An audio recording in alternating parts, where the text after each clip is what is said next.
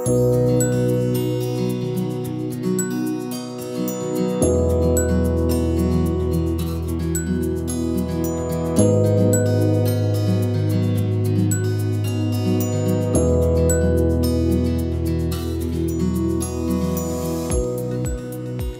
baie welkom by hierdie uitsending. Jare gelede sit ek in die klas by die dekaan van die sielkunde departement. Hy was 'n predikant gewees, maar geen nou klas.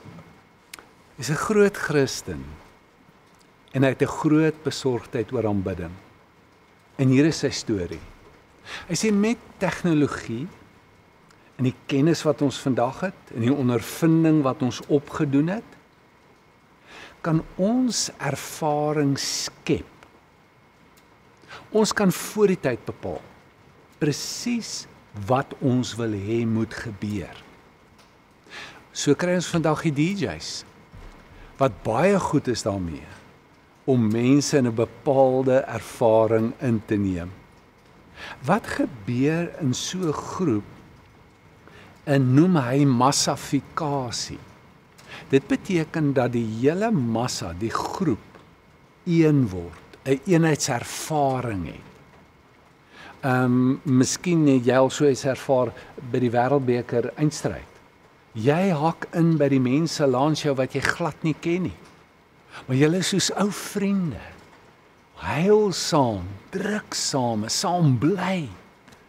En jy het hierdie gevoel van eenheid. Daar gebeur ook baie meer met jou. Jy gaan in 'n trance, 'n semi-trance, 'n Afrikaanse beswyming. Wat beteken dat jy nie totaal bewus is van alles wat gebeur nie.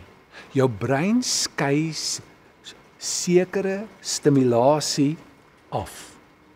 Dit kom nie deur nie. Jy verloor dikwels jou selfbewussyn. Jou stimule is met ander woorde beperk. En jy is baie oop om te reageer op die persoon of die gebeure wat die trance geïnduseer het. Dis 'n aangepaste bewusynstoestand. Deur herhaling, deur gebruik te maak van volume, frekwensie, suggestie, variasie, voorspelbaarheid, al daai kan 'n goeie hipnoterapeut op die plek kom waar hy sê, en nou val jy aan die slaap en jy val in die slaap. Dit het te doen met ons breingolwe. Hy verduidelik dit fisiologies. Wat met ons gebeur en psigies. En hier is die probleem. Ons skep dit self. Ons vind groot genot daarin en dit vervul in ons 'n sekere behoefte. Hy sê vir die ryk mense is dit dikwels ontvlugting van hulle stres. En vir die armes is dit om te deel met die situasie van hulle haglikheid. Dis ontvlugting. Die vrug daarvan is dat dit 'n ontvlugting is en dat jy op die einde leeglaat. Ek weet nie wie van julle al regtig deel was van so nie. Ek onthou, ons het baie keer groot kerk gehou. En dan was ek so moeg die volgende dag. En dit was so fantasties geweest. Die aanbidding en alles wat gebeur het. En dan wil ek graag net goed doen wat baie natuurlik is en menslik is en wil net wegkom van so iets af om te herstel. Nou, hier was hierdie professor se besorgdheid oor die feit dat hierdie aanbidding eintlik 'n refleksie is van wat besig is in die kultuur te gebeur. Dit word net so oorgedra en aanvaar deur Christene. Dit is ekstaties van aard. Die klem is nie entase om in jouself te gaan nie.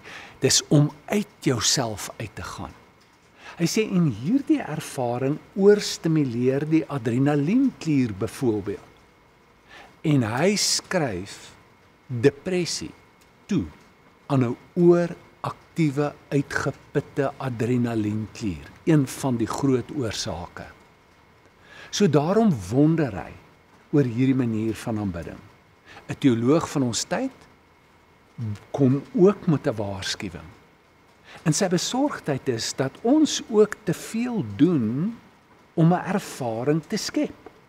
En dat ons 'n sekere ervaring soek in aanbidding. Dat ons aanbidding beoordeel aan hoe dit ons laat voel, of dit goed is en of dit nie goed is nie. Terwyl hy ons uitnooi. En sê maar eintlik moet ons versigtig wees. Dit is nie dat ons niks moet doen nie om dit voor te berei nie. Maar ons skep nie 'n bepaalde ervaring wat ons wil hê nie.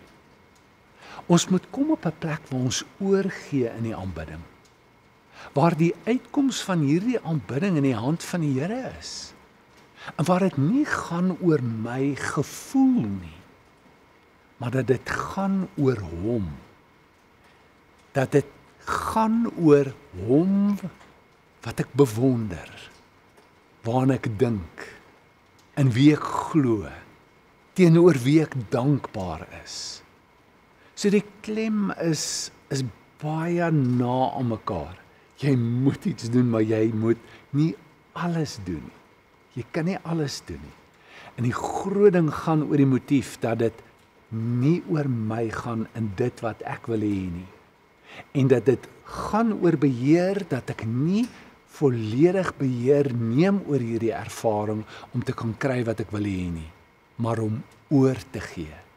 En dan ook die oordeel van of hoe dit goed was en of dit sleg was te laat gaan. Want ons oordeel dit dikwels aan die feit hoe dit ons laat voel het en wat daar gebeur het. En wie weet wat in die hart van die mense aangaan en wat in ons binneste aangaan. So sy oproep is om met 'n groter mate van vertroue te aanbid en oor te gee aan hom en om alles om hom te laat draai. Sy oproep is: maak die Here saam met my groot. Dis 'n interessante vers. Maak die Here saam met my groot. Maar ons kan ons nie die Here groot maak nie. Hy's klaar groot. Hy's groot genoeg. Hy's die algroot een. Maar hy kan in my binneste groter word. En dis iets wat ons saam kan doen. En wanneer ek sien en hoor by jou wie hy vir jou is en wat jy sien van hom, kan dit oordra. Kan ek iets sien? Kan ek iets hoor? Kan ek iets voel? En so kan ons saam die Here se naam groot maak. Kan sy grootheid in ons harte groei en in ons bewondering vir hom toeneem. En kan ons uitdrukking gee deur ons manier van aanbid oor wat in ons in die gang is. Kom ons aanbid saam. Dankie Here dat ons na U toe kan kom, net soos wat ons is.